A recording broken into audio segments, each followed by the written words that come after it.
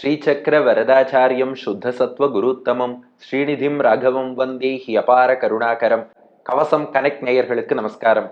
பெரியாழ்வார் திருமொழியின் 3ஆம் பத்து 6ஆம் திருமொழி 6வது பாசுரத்தை அனுபவிக்க நாம் மானசீகமாக ஆயர்பாடியை சென்று அடைகிறோம்.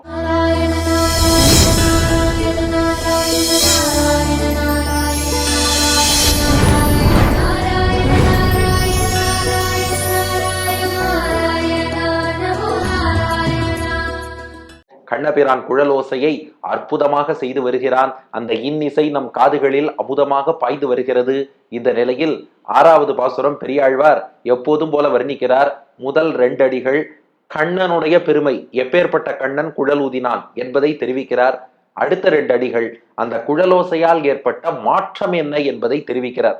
இப்ப இந்த பாட்டுல என்ன மாற்றம்னா, கானத்துக்கே பெயர் போனவர்கள் கந்தர்வர்கள், கந்தர்வ கானம் என்று கூட சொல்வார்கள். தேவலோகத்துல கந்தர்வர்கள் என்ற குழுவினர். இவாதான் வாய்ப்பாட்டுல ரொம்ப கெட்டிக்காராளாம். ஆனா கண்ணபிரான் எப்போது புல்லாங்குழல் ஊதினானோ, அந்த இசையை எப்ப அவ கேட்டாலோ, அந்த கந்தர்வர்கள் என்ன பண்ணிட்டாலாம், இனி நாங்க பாட்டே பாட மாட்டோம்னு முடிவெடுத்துட்டாலாம். அவ்வளவு இனிமையான இசையை கண்ணன் இங்கே இசைத்து காட்டி இருக்கிறான். அதை தெரிவிப்பதுதான் 6வது பாசுரம். உங்களுக்கு மேலோட்டமா பார்த்தா கருத்து ஒரே மாதிரி வருவதாக இருக்கும். திடீர்னு பார்த்தா அப்சரஸ் பெண்கள் நாங்க பாட மாட்டோம் ஆட மாட்டோம்னு சொல்லிட்டா. அப்புறம் நாரதர் தும்புரு வீணைய தொடமாட்டோன்னு சொன்னா. அப்புறம் கிண்ணற வாத்தியத்தை விட்டுட்டா. கந்தர்வர் வாய்ப்பாட்டை விட்டுட்டா. இதெல்லாம் ஒரே பாட்டிலேயே சொல்லலாமேனா அது அப்படி இல்லை. இதுக்குள்ள பெரிய வேதாந்த விஷயம் இருக்கு. அது என்னன்னா, பகவானுடைய பராபிபவ சாமர்த்தியம்னு சொல்லுவா. அதாவது பகவானுடைய குணங்களுக்கு என்ன பெருமைனா, அது போன்ற குணங்கள் கொண்ட வேற யார் அவர் முன்னாடி வந்து நின்னாலும் பகவானுக்கு முன்னாடி அது எடுபடாதான். இப்போ கண்ணனுடைய வண்ணம் கருநீலம்னு சொல்றோம் இல்லையா. இப்போ கருநீலமா உலகில் உள்ள எல்லா பொருள்களையும் எடுத்துக்கோங்க. இப்போ ஒரு கடல் கிட்டத்தட்ட கருநீலம், வானம் ஒரு கருநீலம், அல்லது கருப்பு மேகம் ஒரு கருநீலம். இந்த எல்லா கருநீலத்தையும் கொண்டு வந்து பகவானுடைய கருநீலத்துக்கு முன்னாடி வச்சா இது அத்தனையும் ஒண்ணுமே இல்லாம எடுபடாம போயிடுமா. இப்போ பகவானுடைய திருவடிகளை தாமரைன்னு சொல்றோம். இப்போ ஒரு தாமரை பூவை கொண்டு வைப்போம், பகவானுடைய திருவடியோடு ஒப்பிட்டு பார்ப்போம், கிட்டக்க கூட வர முடியாது.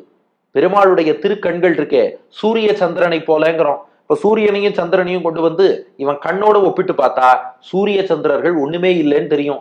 இத நம்மாழ்வார் திருவாய்மொழியில கட்டுரைக்கில் தாமரை நின் கண்பாதம் கையொவ்வா, சுட்டுரைத்த நன்பொன் உன் திருமேனி ஒளி ஒவ்வாது, ஒட்டுரைத்து இவ்வுலகுன்னை புகழ்வெல்லாம் பெரும்பாலும் பட்டுரையாய் புற்கென்றே காட்டுமால் பரஞ்சோதின்னு பாடியிருக்கார். அதாவது நாம இதெல்லாம் புரியறதுக்காக இதெல்லாம் ஓமைன்னு சொல்லிட்டு இருக்கோமே ஒழிய, இதெல்லாம் பகவானுடைய அழகோடு ஒப்பிட்டு பார்க்கும்போது எடுபடவே எடுபடாது. அவன் திருமேனி அழகோ, அவனுடைய குணங்களோ, அவனுடைய தேஜஸோ இதெல்லாம் உலகியலுக்கு அப்பாற்பட்டது.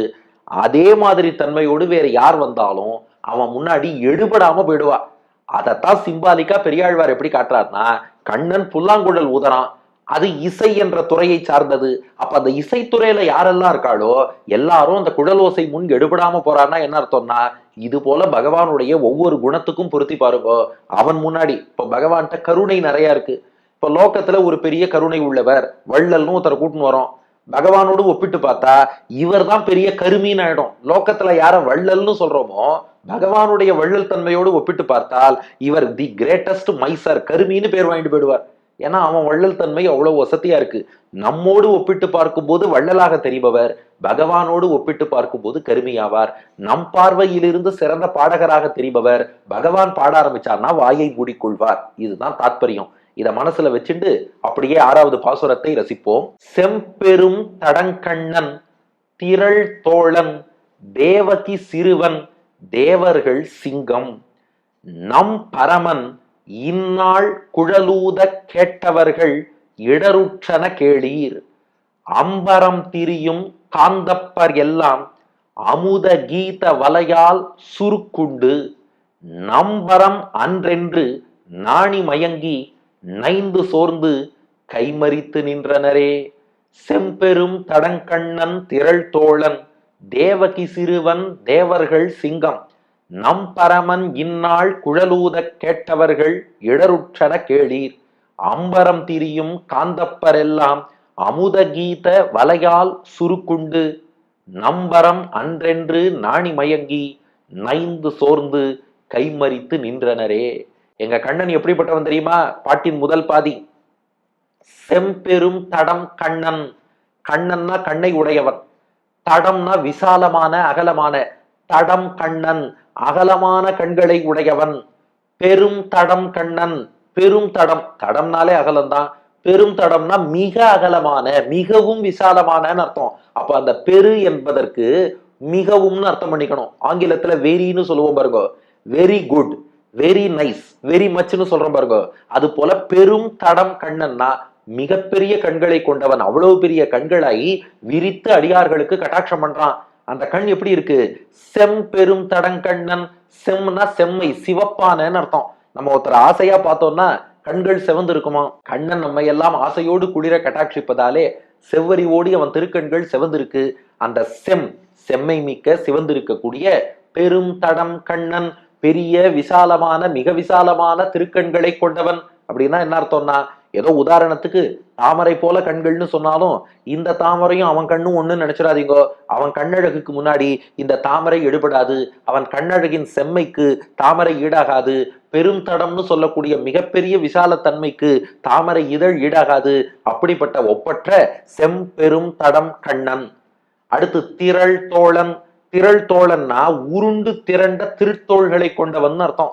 அதுக்கும் மாமுனிகள் வியாக்கியானத்துல காட்டுறார். பொதுவா மூங்கில் போன்ற தோள்கள்னு சொல்லுவா. ஆனா கண்ணனுடைய தோளையும் மூங்கிலையும் ஒப்பிட்டா இந்த மூங்கில் அவன் தோளுக்கு ஈடாகுமா? ஏதோ அந்த உருண்டு திரண்டு இருப்பதற்கு மூங்கில் போலன்னு சொல்லிக்கலாமே ஒழிய அது ஒப்பற்ற திருத்தோள்கள். அதான் திரள் தோழன், உருண்டு திரண்டு இருக்கிற திருத்தோள்களை கொண்டவன். அப்புறம் தேவகி சிறுவன். இப்படிப்பட்டவன் தன் வடிவழக நமக்கு காட்டுவதற்காகத்தான் தேவகியின் சிறுவனா, தேவகிக்கு அடங்கி நடக்கும் பிள்ளையாக பூமியில் அவதரித்தான். தேவகி சிறுவன். தேவர்கள் சிங்கம். தேவர்களுக்கு சிங்கமா இருப்பான். அது என்ன தேவர்கள் சிங்கம்னா என்ன அர்த்தம்னா, இதுக்கு மாமுனிகள் அற்புதமா ஒரு அர்த்தம் காட்டினார். இது ஆச்சாரியர்கள் சொன்னாலே ஒழிய இந்த அர்த்தம் நமக்கு புரியாது. பொதுவா தேவர்கள் சிங்கம்னா நாம என்ன புரிஞ்சுப்போம்னா, ஏதோ தேவர்களுக்குள்ள சிங்கம் மாதிரி இருப்பவர்னு. அப்படி அர்த்தம் இல்லையாம். காட்டுல பல மிருகங்கள் இருந்தாலும் சிங்கம் வந்துருத்துன்னா மற்ற மிருகங்கள்லாம் கப் சிப்புன்னு எல்லாம் அடங்கிடும். அது போல தேவர்களுக்கு சிம்ம சொப்பனமாக இருப்பவர்னு அர்த்தமா. பகவான் அப்படி கம்பீரமா வந்தான்னா பெருசா தேவர்கள்லாம் நாம் பெரியவன் நாம் பெரியவன் நினைச்சுட்டு இருப்பா. தேவர்கள் சிங்கம். அந்த தேவர்களுக்கெல்லாம் சிங்கம் போன்றவன் பகவான். சிங்கம் வந்ததுன்னா மற்ற மிருகங்கள் அடங்கி உட்கார்ற மாதிரி இந்த எம்பெருமானை பார்த்தால் தேவர்களும் அடங்கி உட்கார்ந்துருவா. அப்ப முன்னாடியே சொன்னேனே இந்த பராபிபவன சாமர்த்தியம்னு, யார் அவன் எதிரில் வந்தாலும் இவன் குணங்களுக்கு எதிரில் அவளால எடுபட முடியாது. தேவர்களும் பேசாம உட்கார்ந்துருவா. அப்படிப்பட்டவன் தான் நம் பரமன். பரமன் என்றால் மிக மிக உயர்ந்தவன். அவனை போல இன்னொருத்தரால வர முடியாது. இந்த பரமஹாங்கிறது சம்ஸ்கிருத வார்த்தை. அதை எப்படி பிரிப்பார்னா, பரோமா யஸ்மாத்து ச பரமஹா. யாரை விட உயர்ந்தவர் வேற யாருமே கிடையாதோ அவனுக்கு பரமன்னு பேரு. அவன் கண்ணை போல தாமரையால வர முடியாது. அவன் தோளை போல மூங்கிலால வர முடியாது. அவனுடைய திருமேனி வண்ணம் போல் கார்முகிலால வர முடியாது. அவன் பெருமை எந்த தேவர்களுக்கும் வராது. இப்படிப்பட்ட ஏற்றம் மிக்க நம் பரமன். வெறும் பரமன்னு சொல்லல, நம் பரமன். என்ன, அவனுடைய அடியார்களான நமக்குத்தான் அவன் எவ்வளவு பெரியவன் உணர்த்துவானா. பகவான் ரொம்ப பெரியவன்கிறது எல்லாருக்கும் புரிஞ்சிடாது. நம் பரமன், நமக்குத்தான் அவன் பரமன். ஏன்னா நமக்குத்தான் அதை ஸ்பஷ்டமாக உணர்த்தி இருக்கிறான். அந்த நம் பரமன் புல்லாங்குழல் ஊதரா. அப்ப 5 விஷயம் சாதிச்சிருக்க. 1, சிவப்பான மிகப்பெரிய திருக்கண்களை கொண்டவன். 2, திரண்டு இருக்கக்கூடிய தோள்களை கொண்டவன். 3, தேவகியின் மகன். 4, தேவர்களுக்கு சிங்கம் போன்றவன். 5, நமக்கு பரமன். இத்தகைய எம்பெருமான் இந்நாள் குழலூத. இந்நாள்னா இந்த நாள்னு அர்த்தம். அதாவது பெரியாழ்வாருடைய அனுபவம் பாருங்க. அவர் அப்படியே துவாபர யுகத்துக்கே போயிட்டார். இப்போ கரண்டா கண்டெம்பரரியா கண்ணன் குழல் ஊதுவதாக அவர் காதுல கேட்கறது. அதனால இந்நாள், இப்போது அந்த கண்ணன் குழல் ஊத, புல்லாங்குழலை ஊத கேட்டவர்கள், அதை கேட்ட எல்லாரும் இடருற்றன கேளீர். இடர்னா கஷ்டம்னு அர்த்தம். இடருற்றனா அவ எப்படியெல்லாம் கஷ்டப்பட்டா, அதாவது என்ன பாடுபட்டான்னு அர்த்தம். அந்த புல்லாங்குழல் ஓசையை கேட்டுட்டா, ஏன்பா புல்லாங்குழல் ஓசை கஷ்டப்படுத்துமானா, அது கஷ்டப்படுத்தும்னு அர்த்தம் இல்ல. ஏற்கனவே பாட்டு பாடின வாழ்க்கெல்லாம் ஒரே வெக்கக்கேடா போச்சான். ஐயோ இவ்வளவு நன்னா ஒரு பாட்டு இருக்கே, அது இனிமையா தான் இருக்கு. ஆனா ஏற்கனவே பாடினவாளுக்கு அச்சுச்சோ இந்த பாட்டு இவ்வளவு இனிமையா இருக்கே, நாமும் பாடகன்னு சொல்லி இத்தனை நாளா பாடிட்டோமே என்று ஈடர் உற்றன. அவ என்ன பாடுபட்டா, என்ன கஷ்டப்பட்டா கேளீர். அதை சொல்றேன் நன்னா கேட்டுக்கோங்கோ. அதனால இந்நாள் குழல் ஊத கேட்டவர்கள் இடருற்றன கேளீர். இன்னைக்கு கண்ணன் குழல் ஊதறான், அதை கேட்டவாள்லாம் என்ன பாடுபட்டா, என்ன இடர் உற்றார்கள், அதை சொல்கிறேன் கேட்டுக்கோங்கன்னார். என்ன, அதைத்தான் பாட்டின் 2வது பாதியில் காட்டுகிறார் பெரியாழ்வார். அம்பரம் திரியும் காந்தப்பர் எல்லாம். அம்பரம்னா ஆகாசம், வானம்னு அர்த்தம். அம்பரம் திரியும்னா வானத்திலே பாடிக்கொண்டு திரியும். காந்தப்பர்னா கந்தர்வருங்கிற சம்ஸ்கிருத வார்த்தை. கந்தர்வர் என்ற சம்ஸ்கிருத வார்த்தையை தான் தமிழ்ல காந்தப்பர்னு பெரியாழ்வார் பயன்படுத்துகிறார். அந்த காந்தப்பர் எல்லாம், கந்தர்வர்கள் எல்லாம் அமுத கீத வலையால் சுருக்குண்டு. அமுத கீதம், கண்ணனுடைய அந்த கீதம் பாட்டு இருக்கே, அது அமுதமயமான கீதம். உண்மையா அமுதத்தை காதால பருகினவான்னு யாராவது உண்டான்னு தெரியாது. ஆனா கண்ணன் புல்லாங்குழல் உதரானே, அப்ப சத்தியமா அமுதம் நம் காது வகையிலாக உள்ளே போய் நமக்கு ஆனந்தமும் தருது. அது ஒரு விஷயம். சில பேர் அமுதத்தையே எடுத்து காதுல விட்டுப்பா, ஆனா அது இனிக்காது, காதுதான் அடைச்சுக்கும். ஆனா இந்த அமுதம் அமுத கீதமாக காதுக்குள்ள போய் இன்பமும் தருகிறது. அமுதம் காதுக்குள்ள போகாது, அமுதம் காதுக்குள்ள போனாலும் இன்பம் தராது. ஆனா இந்த அமுத கீதம் வலையால் சுருக்குண்டு, அது ஒரு வலையாக மாறிடுதான். கிருஷ்ணன் என்ன பண்ணியிருக்கான், அமுத கீதம்ங்கிற வலைய வீசி சுருக்குண்டுன்னா அதுல சிக்கிண்டு மாட்டிண்டுன்னு அர்த்தம். அப்போ அமுத கீத வலையால் சுருக்குண்டு, கண்ணனுடைய அமுதமயமான கீதம் அவ காதிலே பாய அது வலையாக அவர்களை மாறி கட்டி போட. இப்ப அந்த கந்தர்வர்கள்லாம் பேசினாலும் நம் பரம் அன்று என்று. இங்க பரம்னா சாத்தியம்னு அர்த்தம். இதுல பாருங்க, பாட்டுல 2வது அடியில நம் பரமன்னு இருக்கும், அதுக்கு நம்முடைய பரமன் அர்த்தம். பாட்டின் 4வது அடியில பாருங்க, நம் பரம் அன்றென்று இருக்கும். அதை எப்படி பிரிக்கணும்னா நம் பரம் அன்று என்றுன்னு பிரிச்சுக்கணும். பரம்னா சாத்தியம்னு அர்த்தம், நம் பரம்னா நமக்கு சாத்தியம்னு அர்த்தம். நம் பரம் அன்றுனா இது நமக்கு சாத்தியமே இல்லப்பா. எது, கண்ணன் இப்படி ஒரு அமுத கீதம் வாசிச்சானே, கந்தர்வர்கள் சொன்னாலாம் நாங்கள்லாம் ஏதோ கான கந்தர்வன்னு பேர் வச்சுட்டு இருக்கோம். ஆனா சத்தியமா சொல்றோம், நம் பரம் அன்று என்று.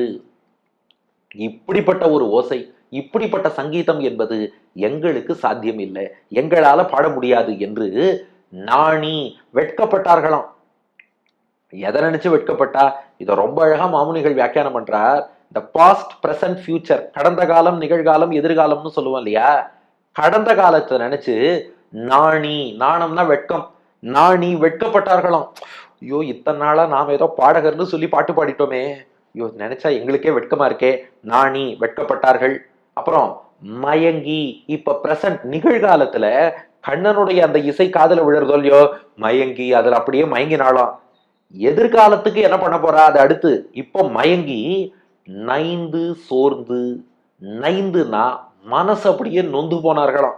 மனம் நொந்து போவது அப்படின்னா இந்த இடத்துல பாட்டு நன்னா இல்லைன்னு அர்த்தம் இல்லை, மனசு அப்படியே சிதிலம் அடைந்து உருகி போயிடுதுன்னு அர்த்தம். நையும் மனம் உன் குணங்களை உன்னின்னு ராமானுஜன் அதில பாக்குறோமே, அப்படி நைந்து மனசு அப்படியே உருகி போறது. சோர்ந்து உடலும் இழைச்சு போச்சான், உடலும் தளர்ந்து போச்சான். அப்படிப்பட்ட மாறுதல்கள் ஏற்படுறது. அப்போ பழைய பாடல்களை நினைச்சு நாணி, நாம பாடினதெல்லாம் பாட்டான்னு வெட்கப்பட்டா. இப்ப கண்ணன் பாடுவதை கேட்டு மனம் மயங்கினா, நைந்தார்கள், மனம் உருகினார்கள், சோர்ந்து உடல் சோர்ந்து போனார்கள். அதை 3 விதமா பிரிச்சு அழகா மாமுனிகள் காட்டுறார். மயங்கினா புத்தி அப்படியே அறிவிழந்து போனார்கள், புத்தி பேதழிச்சு போயிட்டா. நைந்துனா மனசு உருகி போயிட்டா. சோர்ந்துனா உடல் தளர்ந்து போனார்கள். அதனால புத்தி, மனசு, உடம்பு, இன்டலெக்ட், மைண்ட், பாடி 3லையும் மாறுதல் வந்தது. எதிர்காலத்துக்கு என்ன பண்ணிட்டாலாம், கைமறித்து நின்றனரே. கைமறித்துனா கையை கட்டின்றுன்னு அர்த்தம். அதாவது இந்த கை ரெண்டையும் ஃப்ரீயா விட்டாதானே இதை வச்சு இன்னொரு வேலை செய்வோம். கையை ரெண்டையும் இப்படி கட்டின்ட்டோம், கையை மடக்கி கொண்டோம்னா என்ன அர்த்தம், நான் எதுவும் செய்ய போறது இல்லைன்னு அர்த்தம். புரியறாப்புல உதாரணம் சொல்லணும்னா, இந்த துப்பாக்கியை காமிச்சா ஹேண்ட்ஸ் அப்னு கை தூக்குறான் பாருங்க. இந்த மாதிரி கை தூக்குறது எதுக்காகன்னா, பாத்துக்கோப்பா என் கையில ஒண்ணும் இல்லை, நீ சொல்றதெல்லாம் நான் கேட்கறேன், நான் உன்னை அடிக்க மாட்டேன்னு அர்த்தம். அதுபோல கை மறித்துனா கையை மடக்கிட்டாலாம். கையை நீட்டினா நாங்க ஏதோ வாத்தியம் வாசிக்க போறோம், பாட்டு பாட போறோம்னு அர்த்தம். கையை மடக்கிட்டா இனி நாங்க ஃபியூச்சர்ல ஒண்ணும் பண்ண மாட்டோம்னு அர்த்தம். ஆக கடந்த கால பாடல்களை நினைத்து நாணினார்கள், நிகழ்கால கண்ணன் பாட்டை எண்ணி மயங்கி நைந்து சோர்ந்தார்கள். எதிர்காலத்துல நாங்க பாட மாட்டோம்னு கைமறித்து நின்றனரே. கையை மடக்கி கையை கட்டிட்டு நாங்க இனி ஒண்ணும் பண்ண போறது இல்ல, இதை ரசிக்க போறோம்னு நின்னுட்டா. இதான் 6வது பாசுரம். செம்பெரும் தடங்கண்ணன் திரள் தோழன் தேவகி சிறுவன் தேவர்கள் சிங்கம் நம் பரமன் இந்நாள் குழலூத கேட்டவர்கள் இடருற்றன கேளீர். அம்பரம் திரியும் காந்தப்பர் எல்லாம் அமுத கீத வலையால் சுருக்குண்டு நம்பரம் அன்றென்று நாணி மயங்கி நைந்து சோர்ந்து கைமறித்து நின்றனரே. செம்பெரும் தடங்கண்ணன் திரள் தோழன் தேவகி சிறுவன் தேவர்கள் சிங்கம் நம் பரமன் இந்நாள் குழலூதக் கேட்டவர்கள் இடருற்றன கேளீர். அம்பரம் திரியும் காந்தப்பரெல்லாம் அமுத கீத வலையால் சுருக்குண்டு நம்பரம் அன்றென்று நாணி மயங்கி நைந்து சோர்ந்து கைமறித்து நின்றனரே. சிவந்த மிக விசாலமான திருக்கண்களை கொண்டவனும் உருண்டு திரண்ட தோள்களை கொண்டவனும் தேவகியின் மகனும் தேவர்களுக்கு சிங்கம் போன்றவனும் நமக்கு பரமனுமாகிய எம்பெருமான் அவன் இந்த நாள் குழலூத கேட்டவர்கள் என்னென்ன பாடெல்லாம் பட்டா சொல்கிறேன் கேளுங்கள். வானத்தில் தெரியக்கூடிய கந்தர்வர்கள் எல்லாம் அந்த அமுத கீதம்ங்கிற வலையில மொத்தமாக மாட்டிக்கொண்டு நம் பரமன்று நம்மளால இப்படிப்பட்ட பாடு பாட முடியாதே, இதுவரை பாடினதை நினைச்சு வெட்கப்பட்டா. இப்போ கண்ணன் பாடுவதை கேட்டு அவர்கள் மயங்கினார்கள், நைந்தார்கள், சோர்ந்தார்கள். இனி நாங்க பாட போறது இல்லைன்னு கையை மடக்கி கொண்டார்கள்ங்கிறது பாட்டின் திரண்ட பொருள். அடியன் வழங்கும் ஆங்கில வடிவம். The Lord with broad reddish eyes, rounded shoulders, the son of Devaki, the lion of the Devas, and our supreme Lord. As he played the flute, today those who listen to that music attained a lot of trouble. Listen to them. Gandharvas, who always travel in the skies, got caught and trapped in the net called the nectarine music of Krishna. They said, we can't sing like this. They felt ashamed thinking of their previous songs. They just got fainted. Their hearts started melting and their bodies became fragile. They folded their hands and said, we won't sing again. இது இந்த பாட்டுக்கான ஆங்கில வடிவம். இனி இதற்கு அடுத்த பாசுரம். இதே போல கண்ணனுடைய குழலோசை வேறு என்னென்ன மாயஜாலங்கள்லாம் பண்ணித்து தொடர்ந்து பெரியாழ்வார் வர்ணிக்கப் போகிறார். அடுத்த பகுதியில் காண்போமா? பெரியாழ்வார் திருவடிகளே சரணம்.